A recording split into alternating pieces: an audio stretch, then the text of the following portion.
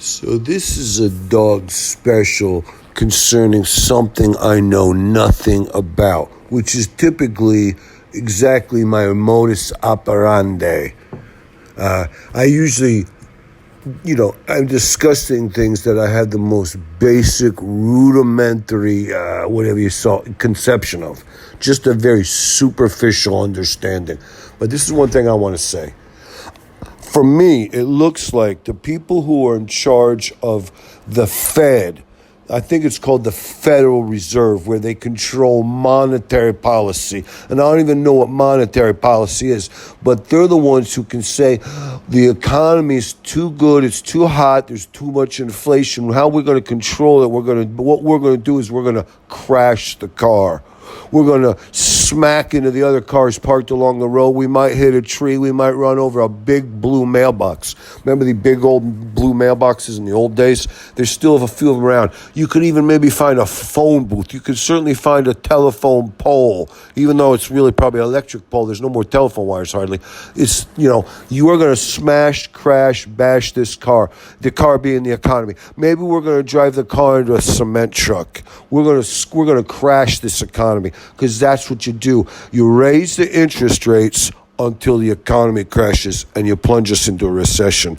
So it's really good that in this day and age, our year of the Lord, 22, going into 23, the best they can come up with is, hey guys, the economy's getting too robust, too hot. There's too much inflation. There's other factors besides a hot economy that make inflation, but there's too much inflation, so crash the economy. Jack up interest rates until the economy crashes. This is what we got. We're either going to be doing good or we're going to be doing terrible. Could we find a middle ground? Could we do something in the middle? I'm not sure how it works. There's a guy who's in charge whose name is Powell. I don't know who Powell answers to. Everybody's begging him to ease up, quit doing this bull crap, quit strangling the economy. So it's going to be better for us that way. We're going to have less inflation because a lot of people won't have jobs. Many people won't have jobs. A lot of people are going to suffer. Their families are going to suffer. They're going to have to go on unemployment. They're not going to have a good Christmas or New Year's or whatever you would say. They're not going on vacation. They're not going to have any discretionary money. Their kids are going to have to wear their clothes a lot longer. They're going to have to wear hand-me-downs. They're going to have to go to food banks. They're going to have to eat soup, beans, and cornbread.